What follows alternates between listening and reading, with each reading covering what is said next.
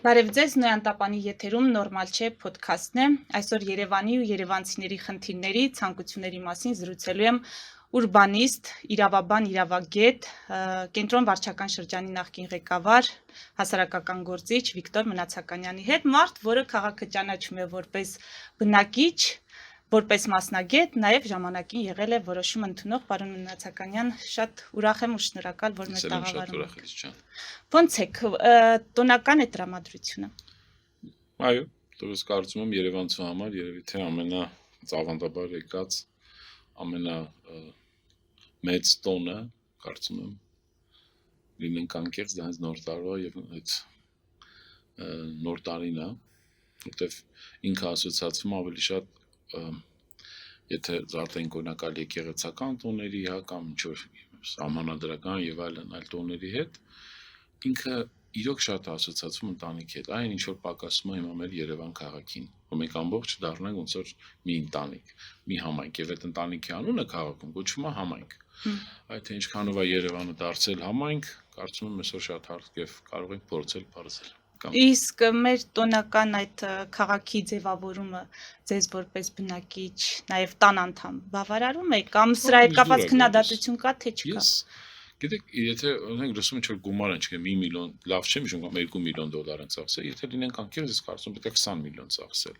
որովհետև մեր քաղաքը, մեր երկիրը եւ մայրաքաղաքը, ընդհանրապես մեր քաղաքացիների հյուրերը արժանի են դրան, որովհետև դա այնպես բան է, թե քաղաքի վիճակը լավանում է գնալով, բնականաբար է ծախսերն պետք է շատանան, իսկ վեր չմոռանանք, որ սա ամենաառաջինը մեր երեխաներին նվեր։ Դա է կարևոր, որովհետև երեխաները չգիտեմ ոնց կլինի տագամ իրանց մանկությունը շատ ընտանիքներ, այստեղ քաղաքը նաև մի քիչ բացի այդ մշակութային բանից ոնց ասեմ մշակութային սաստավլայշից ներողություն, բաղադրիչից ներողություն առումորացած, այստեղ շատ կարևոր է այս սոցիալականը, որովհետև շատ ընտանիքներ, օրինակ Հայաստանում չեն կարող թույլ տալ, ասենք իրենց երեխաները անգամ գնան տոնածառի տոն ծառան, վատ բան եմ ասում, որտեվ գիտեք աղքատության տոկոսը Հայաստանում։ Շատ դեպքերում չեն կարող գնալ արտասահման դիմավորել նոր տարիները, բայց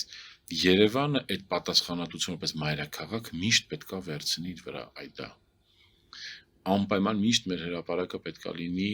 փորձեն ունենալ աշխարհի լավագույն հրապարակներից։ Փող ընդհանրապես չխնան, իհարկե, եթե պատերազմական իրավիճակ չի, եւ ոչ եմ ասում, այդպես խորը սոցիալական ճգնաժամեր կան եւ այլն, համաչափ, այստեղ հարցը ուրիշ է։ Հարցը նա է, գիտեք, չպետք է դա կիսատ լինի։ Օրինակ, գիտեք, եթե հիշում եք, մենք 23 թվականին, որ մեր հաղթանակ կուսակցությունը մասնակցում էր ավականու ընտրություններին, մեր հիմնական կարգախոսն էր մարդամոտ քաղաք ձևակերպումն էր, որ ինչ էր դա, որ մենք ինչ ենք ենթադրում մարդամոտություն ասելով, դա նա է, որ իրականում քաղաքացիները, հարևանները դառնան բարեկամ, դառնան մարդամոտ, նա այն ժպտան, հարգալից լինեն, վստահություն լինի քաղաքում, բայց ես այդ մարդամոտության մեջ կուզեի նկատել, օրինակ ես տեսա շատ տարբեր օրինակ իշխող թիմիկ, ինչ որ ավականու անդամներ, թաղապետեր, պատգամավորներ դնում են վայ մեր հրապարակի տոնածառը լավ է իրականում։ Շնորհակալություն տոնածառի համար ժամանակին եւ Հայկ Մարությանին, որը տոնածառը կազմակերպեց, հիշում եք հենց նույնիսկ թիմը այդ իշուքապեի շատ էին մեղադրում բան թե տարբեր մարդիկ էս գումաներ եք ծախսել եւ այլն, եթե չեմ սխալվում, բայց հիմա իրանք նույնը շատ ասել են, որը ես անկեղծ այդ առումով որևէ բան չունեմ, պետք է շատ լավ լինի, բայց այդտեղ համակարգը որն է, երկու մասից է բաղկացած, առաջինը սոցիալական, երկրորդը մի քիչ ավելի կայլացել դեպի մասնագիտությունը ուրբանիստիկայի առումով։ Առաջին սոցիալականը նա է այդ մարդամոտությունը չեմ օրինակ բերում, որ շատ լավ կլիներ, որ մենակ հրապարակում նախ չլիներ այդ տոնածառը, այլ նաև այդ ոչ միայն բոլոր վարչական շրջաններում, այլ նաև ամբողջ մեծ բակերում։ Գերացնում եք։ Քաղաքը պետք է կամաց օրինակ, եթե ես լինեի քաղաքային իշխանության մաս կազմեի, անպայման Երևանի ամենակոկիկ, ամենալավ, ամենաընտիր բակերից Աջափնյակում է գտնվում, եւ այդ Բաքում առանց ես մի օրինակ բերեցի ուղղակի, հա, ես չգիտեմ կամ Էրեբունիում կարողնի Երևանի ամենամեծ շենքերից մեկը, հա, այդ որ ասում են Զոնքաչի լեզու խաղաղ կամ մնացած տարբեր այդ մեծ բակերում պետք է ունենանք տոնած։ Այսինքն քաղաքը ոչ միայն կազմակերպի հրապարակում գլխավոր, այլ նաև հետո կա հիմա նաև չէ տարբեր վարչական շրջաններ ունեն իրենց ոնց որ հրապարակներ։ Բակերում է պետք է լինի, որ դու բակերը հիշում եք, երբ որ ես ամեն դեպքում փոքր էի, դու երիտասարդ եք, բայց գիշեր մենք բակերում ամառային ճամբարներ էինք անում։ Ճամբարների հիմնական նպատակը այն բակի երեխեքին կամ կողքի բակի երեխեքին իրար ծանոթացնելն է կամ ավելի մոտեցնելն է, մերձեցնելն է ծնողներին եւ այլն։ Այն ինչ որ ես հիմա Երևանում նկատում եմ, որ դա այլ սոցիալական խնդիր է, որտեվ դպրոցները սկսում են ծնողներին ընկերացնել։ Երևանում մենակ ես մեր դասարանում 40 աշակերտ կա, բայց որևէ մեկի ծնողը դա առանձնապես որևէ մեկի ընկերություն չէր անում կամ կողքի դասարան, բայց հիմա Երևանում հատկապես այդ կենտրոն դպրոցներում շատ մոդա է, իրար ծանոթանում են, ընկերուներում են, որտեվ իրանք մի սոցիալական բանի մեջ են իրանք պատկերացնում, էփվում են այդ կացը, գնում են իրար հետ հանգստանում, արդեն ձևավորվում է նոր ինչ որ, չգիտեմ, ճակերտավոր կա, ոչ ճակերտավոր, էլի տաներ, դա նոր տարվա եւ ընդհանրապես տոնածառի առողջության սոցիալական մաս, այս ընդհանրապես մի մասը, մենք կարող ենք մի ամբողջ հաղորդում նվիրենք դրան, բայց ես շատ կուզեի, որ ոչ միայն վարչական շրջաններում, այլ նաեւ մեծ բակերում լիներ դա, հասկանում եք, ու թաղամասերով, օրինակ, չգիտեմ, կոնդու ունենար, անպայման, կոնդու ունի շատ լավ տեղ, չգիտեմ, Սարի թաղը ունենար, չգիտեմ, Մուխանաթափը իրան ունենար, Արեշումը դե ինչ որ առանձին իր մասներ, Զեյթունի, ասենք, որոշ թաղերում կամ ավանում է բակերի մեջ լինել, բակերով կարողանանք, որտեղ իրականում նույն կոവിഡ്ի ժամանակ ասված ոչ ան եթե կլինի ինչ որ աղետներ կամ այլ պատերազմական վիճակներ մենք խաղ կառավարվելու է բակերով, չի կառավարվելու ամբողջ քաղաքով կամ անգամ վարչական շրջաններով։ Դա այս վերջին քաղաքային պատերազմները ցույց են տվել, բայց վատ բաներ պատերազմը դնենք լավ։ Այս զատենք մեր կարևոր տոնական տրամադրությունից։ Իսկ քաղաքաշինական ուրբանիստիկայի առումով հրապարակի դուք պատկերացնում եք այդ գեղեցիկ հրապարակը մենք դեռ ունենք։ Չէ՞ ինչ իրոք սիրուն է։ Ես մոռանում եմ, եկեք չեմ ուզում նաև վատ բան խոսամ, որ 2 տարի առաջ ինչ խայտարակ կառավարության շենքը, որ Ալեքսանդր Թամանյանի գլուխգործոցներից օպերայի հետ մեկտեղ այդ վերջիտի վրա նախկինում են եղել իրենք անկեղծ եւ արդար, բայց հիմա ավելի հերնանիցեցին այդ շենքերի, ես չգիտեմ, երբ հուսով եմ, դեռ հայցեն վաղեմությունը չանցնի եւ մի օր դա համար պատասխանատուներ կլինեն այդ շենքերը բարբարոսաբար վնասելու համար, որտեղ ես ինչ որ մեկի ծանոթ հաղթել էր տենդերը եւ այլն, այսինքն եթե չեմ սխալվում, էլ հարևան երկրներից մեկն էր, որ էմոցիա չունի այդ շենք եւ պատասխանատու Թամանյանական շենք էլ, չեմ ասում կառավարության հրապարակից, Ֆելզիտը ի տարբերություն Տուֆի կամ այլ քարերի, հողային շարժը շատ է, երբ որ դու իրան մեղքում ես կամ բան, ինքը մեկ ամառ ձմեռից հետո արդեն գնալով քանդվում է, չես կարող վերականգնել, Ֆելզից անհնար է վերականգնել։ Բայց դրա համար, չէ՞ օրինակ այդ մասով մենք խնդիրներ ունեցանք, բայց մյուս խնդիրը, երբ որ ասում եմ այդ օրինակ նախ ես դեմ եմ որ այդ աստիճաններով են, չեմ հասկանում այդ աստիճաններին չի համար են, այսինքն երբ որ դու պատկերացնում եք մեծ մասը տատիկ պապիկներն են տանում իրանց երեխաներին տոնածառ, պետք է աստիճաններով բարձրանան, ինքը մոտավորապես 2-3 հարկի բաժին, հետո ուղի գնան, հետո իլիչնեն, այն դեպքում տոնածառի մոտ որևէ բան չի կատարվում, այսինքն այդ տոնավաճառը ներքևի հատվածում է, հասկանում եք, այստեղ ընդհանրապես բան չի կարող, գալիս են ասում, այսինքն նկարելուց է դու չես կարա հերվից, եթե ուզում ես հերվից նկարես տոնածառը ամբողջությամբ այդ բարձրության երևայ, պիտի դիմացի մայթից նկարես։ Այստեղ անհասկանալի բաներ կան քաղաքաշինական, որ պետք է այդ տոնածառը ընդհանրապես բերել առաջվա այդ Լենին պապիկի արձանի տեղը թող դնելով, ասես ու պարտադիր, որ ինքը կապված լիներ մի բան հետ, կամ բերին դեպի այդ ֆանտանների մոտ, այդ մեջտեղ դնելը չեմ հասկանում, ինչ որ մեկը արել է, ժամանակին այդ սխալ, հիմա որևէ մեկը չի ուզում շտկի, որտեղ այստեղ որոշում կայացնելու հարց կա քաղաքապետաներում։ Երկրորդ օրինակները շատ են, որ չի կարող այդ հրապարակում, որ դու այդքան գումար ես ծախսում, կարևորում ես հրապարակը, ես պարբերաբար ես հարցը բարձրացնում, բայց ինձ համար այդ հարցը շատ կարևոր մարկերը քաղաքային այսօրվա իշխանությունների ինչքանով են տիրապետում Երևանի խնդիրներին, ինչքանով են adekvat եւ ինչքանով են կարևոր անկարևորից կարողանում տարբերել թե չէ։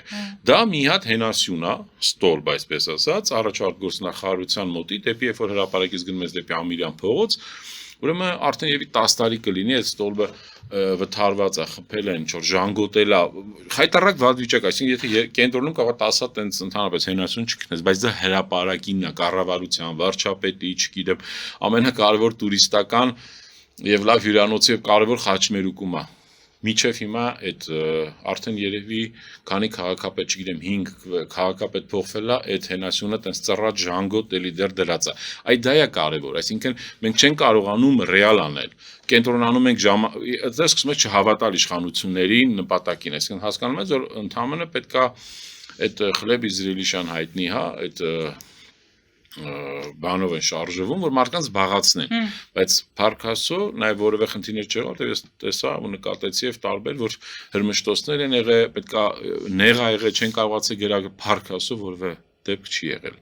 բայց քաղաքային իշխանությունները շատ մեծ պատասխանատվություն պետք է ունենան նմաններ միջոցառում կազմակերպելու համար։ Բայց ընդհանուր սիրուներ ես կարծում եմ լավելի գումար պետք է ծախսեն։ Պարոն Մնացականյան, բայց մենք այդ տոնական տրամադրության բարոյական կողմին անդրադառնանք, գիտեք, վստահաբար քննադատությունները հնչել են, որ հետ պատերազմյան շրջանում, երբ բազմաթիվ ընտանիքներում դեռ այդ սուքը հաղթահարված չէ ու մյուս կողմից ունենք այսպիսի ճոխություններ են իրենց թույլ տալիս իշխանությունները, օրվա իշխանությունները, այդ բարոյական կողմը կամ այդ տեսանկյունից հարցին մոտեցողները որքանով են ճիշտ, կամ եթե ճիշտ չասենք, իրենց ինչպես մխիթարենք կամ բերենք այս տոնական տրամաբանության մեջ ներգրավել։ Չեմ ուզենա շատ էլի այդ հարցին ծանրանալ, որովհետև ինքը իհարկե շատ նուրբ ու շատ վտանգավոր հարց է, պետք է շատ նրբանկատներ անգամ որևէ մեկին չնեղացնել, բայց գիտեք, հենց դրա համար եթե մենք խոսում ենք սուկ, երբ որ մենք խոսում ենք այս մեր սկսած մեր շատ կրիզիսները սկսած որ հիմա փորձում է իշխանությունները ստեղծել մեր հասարակության քաղաքացիների գլխին, օրինակ նշեմ ոնց որ մեր հայ առաքելական եկեղեցու հանդեպ այդ ոտնձգությունները գալիս է դրանից, բայց եթե մենք առաջ շարժվենք այդ եկեղեցական բաներով, սուքը մենք հասկանում ենք, չէ, ինչ ունենք, մենք ունենք ինքնահող, մենք ունենք 7-րդ օրը 41 տարին։ Մենք կարծում եմ չպետք է մոռանանք, որ էլի դա մանկական եւ երեխաների տոնն է։ Չպետք է մոռանանք, որ նման միջոցառումները հենց պետք է հիշեցնել, որ նաեւ կյանքը շարունակվում է։ Այ ուրիշ բան, որ այսօրվա իշխանությունները ես չգիտեմ ինչքանով են օրինակ հրավիրել մեր 44-օրյա կամ մնացած այլ պատերազմյան Արցախյան պատերազմյան զոհվածների ընտանիքներին, ինչ նախապատվություն տվել նրանց, հա, մեր, ասենք, հաշմանդամներին, պատերազմի մեր տղեկին, մեր սկսած օրինակ Արցախա հայերին, որ հիմա Հայաստանում են գտնվում, ինչ պայմաններ, օրինակ մենք գիտենք տարբեր քաղաքներում, տարբեր շրջաններում կան, ինչ հնարավորություն, օրինակ ավտոբուսներ տրամադրել եք, որ այդ մարդիկ կարողանան գան, հա, ներկա գտնվել, մասնակից դառնան, այդ նման աշխատանքներն են շատ ավելի կարևոր, որ թե չէ հարցը նուրբ է, ես չեմ ուզենա շատ ծավալվեմ այդ առումով, որտեվ ես ունեմ իմ մոտեցումները, բայց կարծում եմ, որ չմոռանանք, որ իրականում անգամ ընտանիքներում, եթե դժբախտություններ լինում եւ փորձություններ, անգամ ընտանիքի անդամները փորձում են երեխաներին վերջ պահել եւ ինչ որ բաներով, հա, ուրախացնեն կամ, չգիտեմ, շատ նուրբ հարց է դա։ Ես իմ խոսքի սկզբում, պարոն Մնացականյան, ասացի, որ խոսելու ենք Երևանի ու երևանցիների խնդիրներից ու ցանկություններից։ Հիմա երևանցիների ձևակերպումը ո՞րն է ձեր համար։ Դուք բոլորին կանվանեք երևանցի։ Ով է ձեր համար երևանցի։ Դե ոստիս իմ համար նա պետք է հասկանանք ինչ է երևանցին։ Իմ համար, որ ասեն երևանցին ինչ բառով, հա, կարելի է, որտեվ ես հիմա մի հատ ուզում տենց Facebook-ում շարք սկսեմ, որտեվ որպես սոցիալական չասեմ հարցում, բայց շատ հարցերի պատասխանի ոնց որ հետադարձ կապ ունենամ։ Իմ համար առաջերտին երևանցին դա շնորհքի մասին է, որ երևանցին պետք է շնորհքով լինի։ Ինչը դրա մեջ մտնում, դա արդեն ամեն մեկի կրթությունը, արժանամակարգը, դաստիարակությունը մի բան է, մեկի համար կանանց ներկայացում, չգիտեմ, վիրավորական բառը չասելը, մեկը եղեղեցու հանդեպ, եկեղեցու հանդեպ հարգանքով լինելը, մեկը մեծերի հանդեպ լինելը, մեկը ընտանիքի անդամների, ընդհանրապես մեկը փողոցում, ասենք, չգիտեմ, մեկը թքում է, մեկը ծխախոտ է գցում, մեկը հասկանում եք վատ է, ասենք մեքենա անգամ սկսած մեքենաների այդ վարման կարգը, ձևը, շնորհքը, այդ ամեն ինչից դու կարաս հասկանաս այդ մարդը մոտավորապես ինչ արժանամակարգի մարդ է, բայց երևանցիությունը մի բառով եթե ասես, ինքը շնորհք է, բայց այդ շնորհքը պետք է ունենա կոդեքս, որտեղ շատ դեպքերում եթե վերցնենք աշխարհի ամենատենց հիմնական, չէ, ուժեղորեն ոնց որ Ճապոնիա մեծ սակուրաները ունեցել են իրանց ամեն մեկը ինչ որ չգիտեմ ջենտլմեններ անգամ են, մեկը նյուսը եւ այլն տարբեր երկրներ կարողացել են։ Մենք այդ շնորհքը մեր մոտ շատ ավելի տենց բանավոր կերպով անցել չի ձևավորվել որևէ ձև, ասենք, բայց ես կարծում եմ չէր խանգարի, որ թեկուզ ինչ որ տենց չասեմ կատակով, բայց ոչ պարտադիր իրավական նորմ որպես գրանցված, բայց ինչ որ մի հատ տենց մի բան գրքույկի պես լիներ, առաջարկներ, թե ոնց պետք է մարդ, ասենք որ գիտեք որ ասում են կա Երևանցի, կա կարգին Երևանցի, կա սրտացավ Երևանցի, հասկանում եք, այդ ամբողջ ինչ որ մի բան բացատրություն ունի։ Ամեն մի շրջապատում մի ձև են հասկանում այդ կարգինի կամ սրտացավի կամ շնորհքովի, բայց մենք պետքա մի հատ բանավոր չէ, այլ գրավոր լավ կլիներ, այդպես մի հատ հետաքրքիր կլինի, օրինակ համալսարանում ես գիտեմ հիմա սոցիոլոգիա ամբիոնում կամ մարդաբանության ամբիոնում կարելի է խնդրել, դες մի հատ հետազոտություն անել կամ մեր նույնիսկ Եվրաքաղաքական պլանավորման ինստիտուտի հետ, ոնց անենք, ինչ է, ամեն մեկը պատկերացնի ինչ է։ Ես օրինակ մի օր ուզում տենց հարցնեմ ինչա ձեզ համար մարդամոտությունը, որտեվ այդ մարդամոտությունն էլ է իմ համար երևանցիություն, բայց եթե մարդը շատ լավ շնորհքով երևանցի է, բայց կարող այդքան մարդամոտ չես կարող ասել, որ ինքը երևանցի չի։ Բայց երևանցիները կյանքում զորբայություն չի անի, խաղահրապարակում բակի, բերի կառուցի, օրինակ ավտոտնակ։ Ասենք սրտացավ երևանցին երբեք չի լինի, որ ասենք երբ որ տենում են ծառեր ոչնչացնում են կենտրոնի, ինքը չի լինի, որ ինքը չարտահայտվի կամ գնա, ասենք ինչ որ մի ձև փորձի մասնակիցն էլ խնդրին։ Կարգին երևանցին երբևէ չի կարա, օրինակ, մայթի վրա մի հատ անշնորհք բան կառուցի կամ սարքի, որովհետև ինքը, ասենք, կարգին երևանցի է, ինքը հասկանում է, որ ինքը ընդամենը բնակիչ է, Երևանը քաղաքը միշտ մնալու է, իսկ իր հետքը ջնջվելու է։ Բայց մնալու է վատ հետքը, մնալու է վատ անունը, հասկանում եք, իսկ երևանցիությունը ինքը նաև պետք է այդ մարդամոտության, բարիության, որովհետև շատ դեպքերում Երևանում բարիությունը խառնում են թուլության հետ, բայց շատ դեպքերում դա հենց դաստիարակությունն է կամ վստահությունն է։ Այդ դա է պետք, բայց դա հիմա մենք ինչ խոսում ենք, մենք որևէ տեղ չենք տեսնում քաղաքապետարանը, չէ՞։ Բայց գիտեք որ քաղաքապետարանը նորմալ երկրներում եւ պետք է օրինակ չասեմ ռազմավարություն, բայց թեկուզ ինչ որ բաժին պետք է ունենար, նաեւ հիմնական ռազմավարական փաստաթուղթ որ մի օր պետք է այդ Երևան ունենա, այդ Երևան ընդհանրապես յուրաքանչյուր քաղաք, բայց հատկապես մայրաքաղաքը Երևանի նման մայրաքաղաքը, որ ունի տարբեր քաղաքաշինականից մինչև տենում եք էկոլոգիական խնդիրներ, ինքը պետք է պարտադիր ռազմավարական master plan ունենա։ Այդ փաստաթղթում պետք է գրված լինեն այդ սա հարցերը։ Թե ինչա Երևանը, ինչա Երևանցու հոմանիշը, ինչա երևանցիությունը, ինչա ընդհանուր ոնց ենք մենք պատկերացնում Երևանի ապագան եւ ոնց պետք է զարգանա։ Օրինակ մենք չգիտենք Երևանը ոնց ենք ուզում զարգանա։ Լայնքով, բարձրահարկերով, ոնց պիտի վերև բարձրանա։ Միտումներն ինչպիսին են, չի երևում, որ այդ բարձրահարկերի վրա է միտում չկա, ընդհանրապես, որտեվ եթե չկա ռազմավարական master plan, դա գալիս է նրանից, այսինքն ամեն քաղաքապետ, հիմա ասենք Երևանում փոխվեցին 7 տարվա մեջ, օրինակ 5 քաղաքապետ 8 տարվա մեջ, հա։ 5 քաղաքապետը այդ պահին ինքն է որոշում, որտեվ ոնց որ վարչապետը լավ չի հասկանում, թե տենց իրան շոուներ են պետք, ասում է ինչ ուզում եք արեք։ Ինքը որոշում է մի քաղաքապետը ասում է, չգիտեմ, հյուսիսն եմ զարգացնում, մեկը ասում է նորագյուղն եմ զարգացնում, մեկը ասում է գնում ենք դեպի, չգիտեմ, այս կողմ, մեկը աճ, մեկը ձախ, մեկը սենց ենք զարգացնում, չկա դա, այդ դրա համար որպեսզի չառաջ, քաղաքապետը ընդհանրապես քաղաքական պաշտոն է։ Դա համար օրինակ եթե լիներ գրագետ համակարգ, կառավարման մոդել, նախ քաղաքապետը ֆունկցիան լրիվ ուրիշ պետք է լիներ։ Բայց օրինակ կարողանալ գլխավոր քարտուղարի ինստիտուտ, ոնց որ կարգգործնախարարությունում կամ տարբեր քաղաքներում նաև կա, չգիտեմ, կամ City Clerk, ոնց որ քաղաքապետեր կարան փոխվեն, բայց հիմնական ստրատեգիան իրեն գիտեն 4 հատ քաղաքապետ փոխվի, քաղաքը գնում է 30 տարվա այսինչ ուղղության զարգացման։ Ինքը ասում է, օրինակ, մենք մորատորիա ենք հայտարարել, մենք ասում ենք, եկեք փոքր կենտրոնում մորատորիա հայտարարենք որևէ շենք չկառուցի փոքր կենտրոնում, մինչև չլինի ռազմավարական master plan-ը։ Որտեղ այնտեղ որտեղ բակ է, հիմա մեկը գնում է երկու հատ գարաժ առնում, կողքի քանդաստուն անում, ամ երկու հատ կողքի զավթում անում, գնում են քաղաքապետան ծանոթ բարեկամ, չգիտեմ, խավոր սանիկ մարդ են գտնում, վռստում են, խափում են ինչ որ շենքեր են կառուցում եւ այլն, գնում են Ապեզենստանում, գնում են բակի բնակիչներ ու սա արդեն կենտրոնի հերթական խնդրի կրակի մեջ են ընկնում, որտեղ այդ քաղաքապետը չի կան, կողմ այդ ուժ չունի, այդ գլխավոր ճարտարապետների ժամանակ կար, չգիտեմ, այդ հաստիկներ հիմա չկան։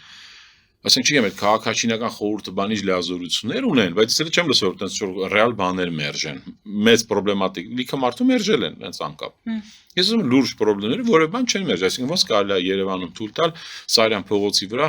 Սիրուն գլխավոր ճարտարապետ Սարապյանի գործի հայ փոստի շենքը ինչ որ մեկը մի հատ կազմակերպություն որոշի քանդի ասենք աշխարհի համաշխարհային անունը տենց միշտ ծածկվում են ու պահկվում են տենց կամ հայտնի ճարտարապետի կամ համաշխարհային այդ ոնց էր այդ շենքերը որ կան այդ տարբեր բիզնես կենտրոններ են կառուցում եւ այլն, այսինքն ճարտարապետական գրասենյակից են բերում։ Մենք շատ ուրախ ենք, բերեք, բայց մի օր եկեք թող Երևանը որոշի օրինակ, Նորագյուղի կողմը, չգիտեմ, Դալմայի կողմերը ուզում է թաղամաս սարքի, թող սարքի այսինքն երբ որ որևէ բան չի տուժելու ստեղ։ Բայց կենտրոնում չի գալի Սարյան փողոցը ինքը արդեն կանգնած է, երբ որ դու հասկանում ես Սարյանը պրոբլեմատիկա հենց նախ վիճելի է իրանց արած Ես ինքս ուզեցել եմ Սարյան դառնալ որպես քաղաքային պլանավորող միակողմանի, բայց Սարյան չէր կարող դառնալ միակողմանի, հիմա դառնալ շոսե 5 մեքենայի գծով, երկու կողմից մեքենաներ են կանգնում, որը սխալ է, մենք ենք առաջարկում։ Բայց Սարյան փողոցը, եթե ասում ենք միակողմանի, չի նշանակում դառնա տրասա։ Սարյան փողոցը, երբ որ ասում ենք միակողմանի, ինքը առաջերտին օրինակ, պետք է մայթերը լայնացնել։ Ամենակարևոր բանը Էլիզա ջան, այս քաղաքի համար դա մայթերն է, մայթերը Երևանում հատկապես կենտրոնում պետք է լայնանան։ Դա է այս քաղաքի ամենակարևոր ըստ իս փրկությունը։ Ես պատրաստ եմ դեբատների մասնակցել, կռիվների, չգիտեմ ինչ են ուզում, բոլորի հետ, ով կուզեն։ Ամբիցիա չունեմ գա քաղաքապետը դե ով ուզում է հավաքանի իրանց տրանսպորտի բաժնից քաղաքաշինության հանդիպենք բացատրենք ինչի է տենց Երևանի կենտրոնի բոլոր փողոցները պետք է հատկապես մայթերը լայնանան այլ ոչ թե թանկացնես կարմիր գծերը մայթերը լայնացնես բնականաբար այդ մեքենաները չեն կանգնի բայց դա չի լինի մենակ մայթերը լայնացնելով դա չի լինի միակ միակողմանի անել Սարյանի փողոցը Վերցնենք օրինակ Լեոյի հատվածից միջև Ամիրյանի հատվածը, մայթը ընդհանրապես գոստին է չհամապատասխան այդ 1.50 մետրը։ Բայց արդեն 5 մեքենայի տեղ է, իսկ ավելի չի դուք մայթերը լայնացնեք, որ ասում ենք միակողմանի, կներեք ուղղակի ավարտեմ, պետք է մայթերը լայնացնել։ Սարյանի վրա մենք նախատեսում ենք լինել անպայման տրամվայ պետք է լինի։ Մի օր Երևան քաղաքի փոքր կենտրոնում պետք է լինի տրամվայ։ Մյուս կողմ էլի ոչ թե պարկինգներ լինեն, այսինքն կայանատեղիներ։ Պետք է լինեն հեծանիվային գծեր, որտեղ ինքը տուրիստական լավ ռեստորանների հատված է։ Հիմա ինքը դարել է Խանջան փողոցի պես կամ Երևան-Սևան տրասայի նման բան, մի օր այդ ռեստորանները փակվել ինքը արդեն աղմուկը շարժը շատ է, վտանգավոր ինքը էլ այդ հաճելի փոքր փողոցի այդ իր բանը կորցնում է, հասկանում եք, այդ խորհրդավոր բանը, ինչ որ կա հիմա Արամի փողոցում, Կողբացիում կամ Փարպեցիում։ Դու պետք է անես, երկրորդը պետք է օրինակ մտածես, չգիտեմ, բուլուժնիկ անես, հա,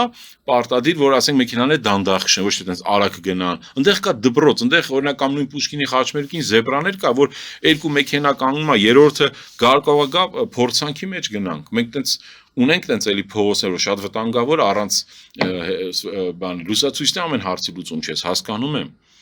Բայց այդ սաղ իրար հետ պետք է լինի, այսինքն ոչ թե ընդամենը փողոցը փակես կամ միակողմանի սարքես, այլ դու անընդհատ պետք է աշխատես, երբ որ այնտեղ էլի խանութ կա, այդ Պուշկինի խաչմերուկում էլի ոնց կանգնում են առաքման մեքենաներ, տենց միջև մա միշտ երկրորդ երրորդ շարք ռեստորաններ կանգնած։ Մեկը մի հատ ինչ որ տենց օլիգարխոտ հարուստ մեկը գալիս է այդ Սարյանի ռեստորանից մեկը իր մեքենա Rolls-Royce դեվից ախրանաներ, էլի չի լինում, այսինքն այդ քաղաքային կառավարումը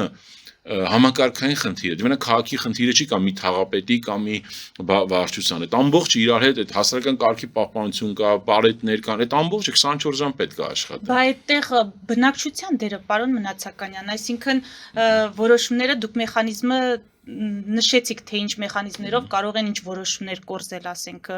թե կառուցապատողները, թե ընկերությունների ղեկավարները քաղաքապետարանի հետ գտնվելով կապի մեջ կամ ունենալով մարդիկ, բա բնակիչները, բա ուր են մեր բնակիչները, որոնք պետք է դիրքորոշում հայտնեն, երևանցիները ընդհանրապես մեր որոնք պետք է համաձայն չլինեն եւ իրենց չհամաձայնությունը հայտնեն։ Դե գիտեք կան հենց մեր մասնագիտության ուրբանիստիկայի ամենակարևորը քաղաքի զարգացման մեջ շատ կարևոր են ընդհանրապես քաղաքացիներ բաժանում են 3 խմբի ամենակարևորը դրանք ակտիվ քաղաքացիներն են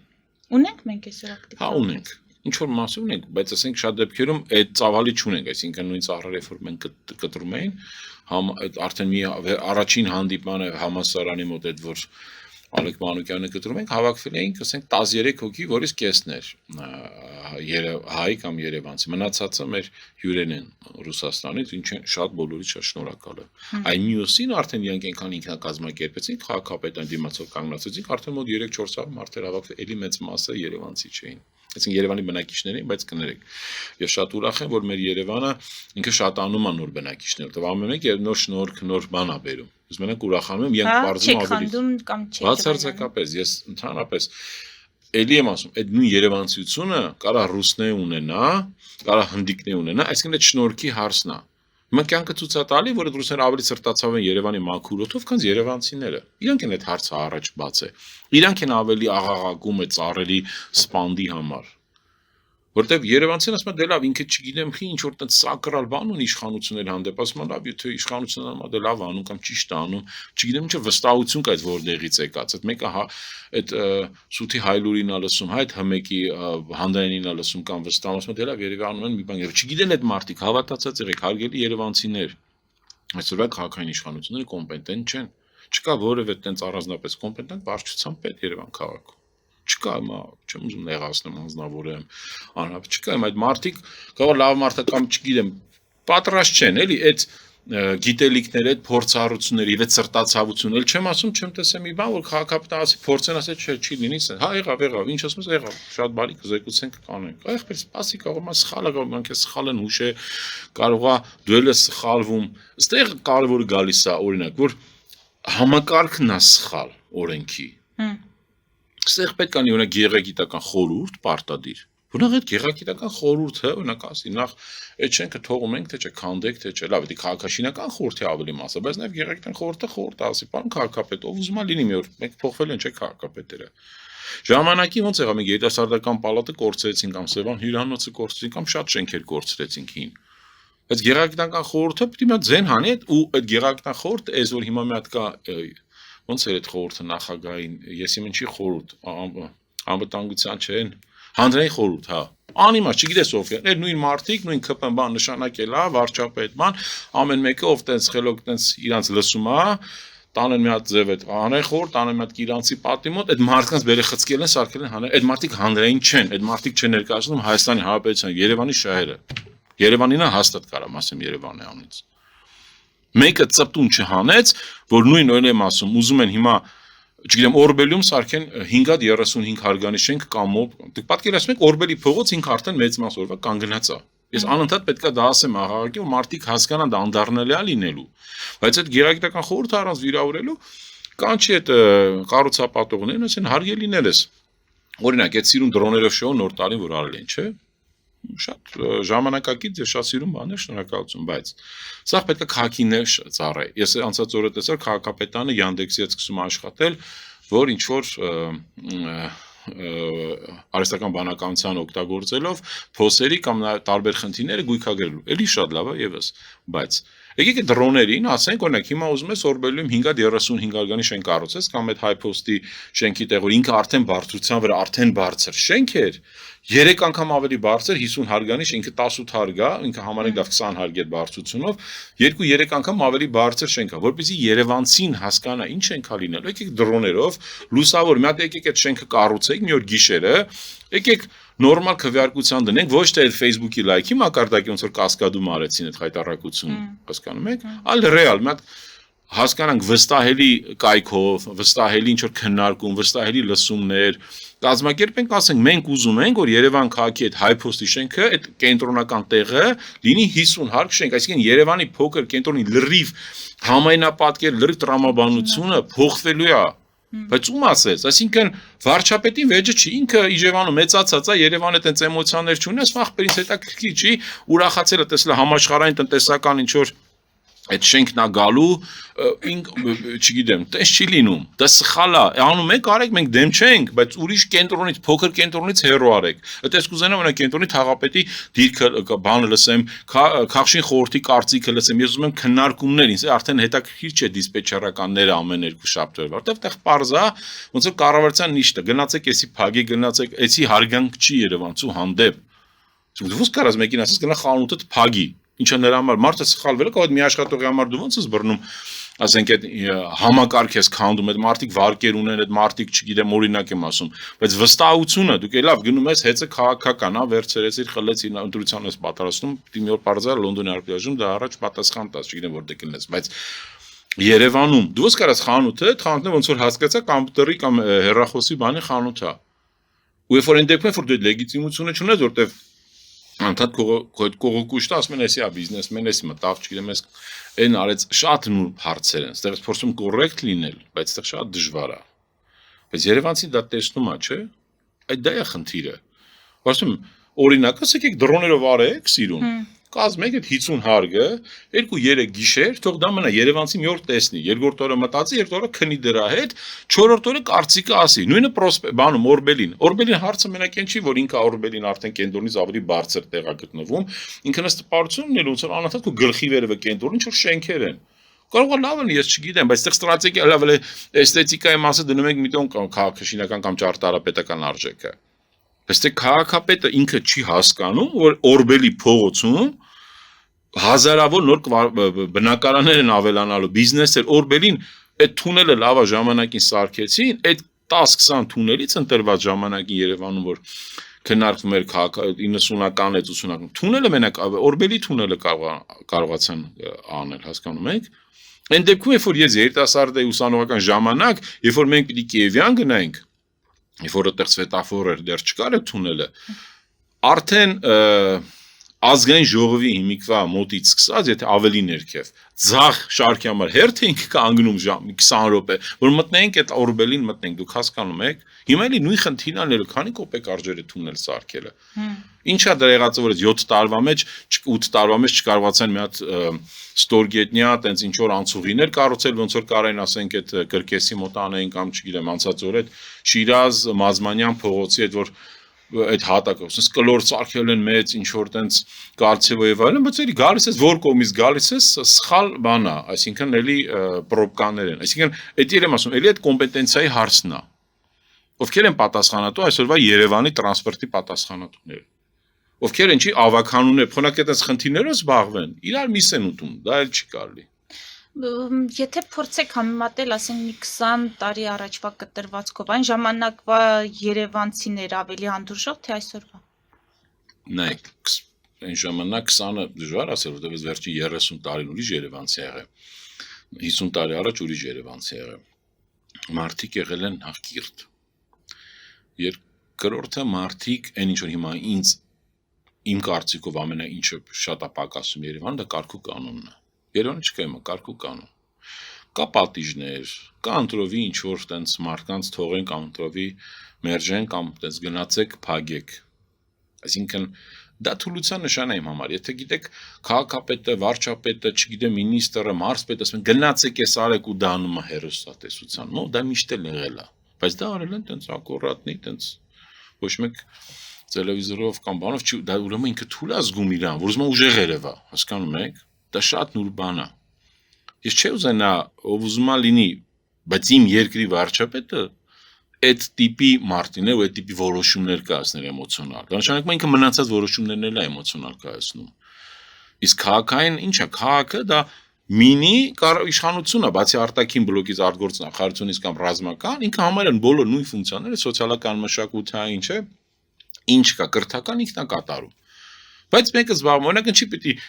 կրթության նախարարությունը որոշի Երևանի դպրոց, էլի կա ռազմավարությունը թող որոշի, ես դեմ չեմ, բայց ինքը չի կարող, իսկ դա համայնքային հարց է դպրոցը, մանկապարտեզը համայնքային հարց է։ Եթե մասնակից չեն, լուռ են, իրենք կրավորական դիրքում են, ինչ պետք է իշխանավորները, պատասխանատուները գնվում է, բայց ախր մեր կյանքից է գնում, չէ՞, դա մենք ենք մեծանում, մեր երեխեքը, ասենք, վատն է, որ դուք եկեք հարցում արեք, տեսեք երեխաների այն հնարավորություն ունեցողների որ տոկոսն է ուզում Հայաստանից գնա, որ տոկոսն է ուզում գնա դուրսը սովորի։ Իսկ երբ որ դու մի բանը ուզում ես սարքում ես ակադեմիական քաղաք առանց հստակ նպատակի, այսինքն երբ որ դու ծախսում ես օրինակ 1.800.000 եվրո ծախսում ես ակադեմիական քաղաքի վրա ռազմավարական master plan գրելու համար, ռազմավարական չէ, master plan գրելու համար, ծախսում ես համարյա $1 միլիոն։ Այն դեպքում երբ որ դու ունես $1 միլիոն բնակչություն ունեցող մայրաքաղաք, ռազմավարական master plan չունես։ Հասկանում եք։ Իսկ Դիլիջանի համար Ռուբեն Վարդանյանը կազմակերպեց ահագին բան արեց, որ Դիլիջանն ունենա ռազմավարական master plan, Դիլիջանի բնակչությունը, գիտեք ինչքան ասենք, օրինակ 30,000։ Այս կողմենքով։ Երևանը չունի, բայց դու չունես այդ Երևան չունեցող քաղաքում ռազմավարական master plan, դու ուզում ես համաշխարհային ինչ-որ մեծ բաներ անես, չի լինի։ Այս օդի աղտոտվածությամբ, այս, չգիտեմ, կանաչապատման վերաբերյալ այս մոտեցումը վանդալիզմով Այս կոռուպցիոն մեծ ռիսկերով, այս սխալ կառուցապատումներով, երբ որ ասենք ընդհանրապես բալանսը խախտված, այսինքն կառուցապատումը հաշված չի Երևանի ճանապարհների տարողունակության հետ։ Ու էլի տարբեր հարցեր կարելի է բերել, չի կարա մեր քաղաքը դառնա մրցակցային քաղաք։ Մենք դատապարտված ենք լինելու, մենք պրոստը ընդհանրապես մի հատ քաղաք, ինչ որ մի հատ հասարակ, երկրի մի հատ հասարակ քաղաք, ամոզված եղեք։ Այս շղարշը, որը չգիտեմ, լոսի հայերն են, նրան Ռուսաստանի հայերը գալիս են տուն են առնում, բան, սրանք պետք չի խառնվել, պետք չի սանով ուրախանալ։ Սա վատ բան չի, սա պետք է ընդհանրապես օգտագործել, ունենալ ռազմավարություն, որ ոնց անել, որ միշտ այդ մարդիկ ուզենան գան։ Ֆելիչե ժամանակակից ատամնաբուժական կլինիկա։ Այստեղ հարմարավետությունն ու խնամքն առաջնային են։ Այստեղ կիրառվում են ատամնաբուժական ամենաժամանակակից տեխնոլոգիաներ, ճշգրիտ ախտորոշում, արդյունավետ բուժում, նուրբ փորձառություն եւ անհատական մոտեցում։ Սկսած սովորական մանրուքներից մինչև առաջադեմ ընթացակարգեր, այստեղ դուք գտնվում եք բարձր որակավորում ունեցող եւ փորձառու ատամնաբուժական մասնագետների ձեռքերում։ Մեր բարեկամական եւ հյուրընկալ անձնակազմն այստեղ է յուրաքանչյուր այցը հաճելի դարձնելու համար։ Ֆելիչե, ձեր առողջ եւ ամենաերջանիկ շպիտը սկսվում է այստեղից։ Եկեք եւ բացահայտեք նորարարության փորձագիտության եւ կարեկցանքի կատարյալ համադրությունը։ Վաճառվում է գերմանական հնաոճ դաշնամուր 1892 թվականի արտադրության ֆոն Մուրբախ։ Գտնվում է գերազանց վիճակում։ Կինը 15000 ԱՄՆ դոլար։ Հեռախոսահամար 094 115 310։ Երևան փոստը Գրանադայի ուզում տեղեկացնում է։ Դրամական փոխանցումներ 1%-ով։ Օդանավով 1 փաունդը 2.99։ Նավով ուղարկեք 1 արկղ, երկրորդ արկղը անվճար։ Ավտոմեքենաների փոխադրում անհավատալի արժեքներով։ Ինչպես նաև կահույք եւ մեծ չափի բեռների փոխադրում։ Jackpot հագուստի խանութը երկրորդ մասնաճյուղն է բացել Գլենդելի սրտում, որտեղ կարող եք ձեռք բերել եվրոպական եւ ամերիկյան ընտիր հագուստեղեն, կոշկեղեն, աքսեսուարներ, պայուսակներ ամենահարմար արժեքներով։ Նաև կարող եք ցանկացած ապրանք պատվիրել եւ ձեռք բերել կարճ ժամանակում։ Jackpot-ի Գլենդելի հասցեն է 1135 North Pacific Avenue, հեռախոս 818 813 2252։ Jackpot հագուստի լավագույն կենտրոնը Գլենդելում։ 60-ից ավելի ճանաչված եվրոպական բրենդների ինքնատիպ, չկրկնվող եւ մատչելի ընտրանին Fortuna Home and Country House խանութ սրահում։ Նորավոճ սպասք եւ կահույք հորեկա բնագավառի համար, տեքստիլ, տնտեսական ապրանքներ, ամեն ինչ գեղեցիկ կյանքի համար։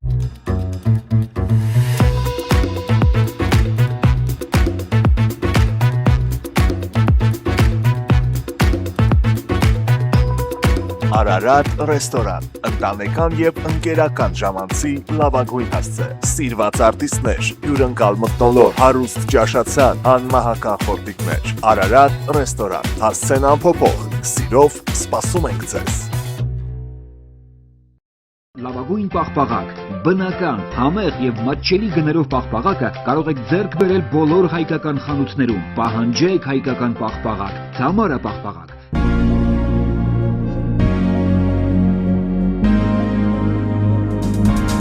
Տպագրեք ձեր գիրքը Նոյան տապան տպագրատանը, ինչպես նաև թերթեր, ամսագրեր, բուկլետներ եւ այլն։ Հասցեն քաղաք Երևան, Իսահակյան 28 առաջին հարկ։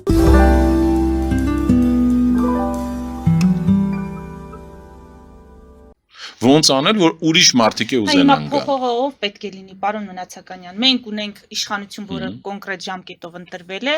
ունի իր քաղաքապետը, որը ընտրվել է, իրենք շատ բաներ չեն հասկանում ձեր թվարկած խնդիրներից կամ ծույլ են, չեն ուզում այդ խնդիրները լուծել, տարբեր պատճառներ կարելի է բերել։ Հիմա ով պետք է կանգնեցնի այս ամենի դեմը առնի։ Ես միայն ինքս լինելով, որ դու նշեցիք իրավաբան եւ նաեւ մարդու իրավունքների մասնագետ, ես ինձ համար, գիտեք, հենց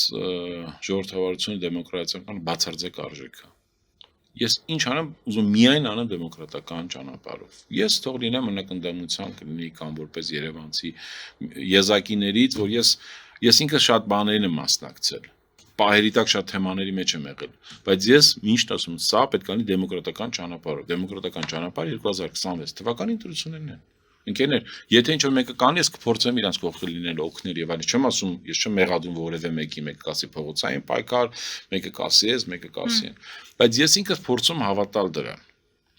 Վերջին ընտրությունները, բայց ասենք նույն ձև ես պետք է հիշեմ, որ մեր գործընկեր, մեր դաշինքից Փարաքարի, մեր Վալոդիա Գրիգորյանի ինչ եղավ իր հետ եւ իր ընտանիքի հետ եւ համայնքի հետ։ Սիրված, ֆանտաստիկ սիրված արտակարգ մարդ, ընկավ այդ, ասենք, քաղաքական միջև հիմա չբացահայտված այդ մեզ այդ կատարողը չէ, ոնց որ մեկը գասի է զենքում, այս զենքը գտել եք այդ մարդը զենքի շարունակությունն է, բայց ինչա հետևը չեն կնա։ Իսկեն ես որևէ քաղաքական, որևէ, չգիտեմ, նախագահի կամ մնացածի այլ բաներով չեմ խորանում, բայց ասենք երկրորդ նախագահան կլինի, երրորդ նախագահան կլինի, առաջինը, բայց Մասիսի քաղաքապետը իմ տեսած ամենապրոֆեսիոնալ քաղաքապետերից էր։ Ինքը միակ մարդն էր, որ օրինակ զանգում էր հարցում էր, ի՞նչ է այդ որ ասում ես ռազմավարական master-plan ընկեր, մատ բացատրել այդ ի՞նչ է։ Հասկանում եք։ Ինքը միակն է, ասես ես ուզում եմ դա ունենալ։ Օրինակ եմ ասում, մեկը չգիտեմ, նոյեմբերանից են կարող ուզել։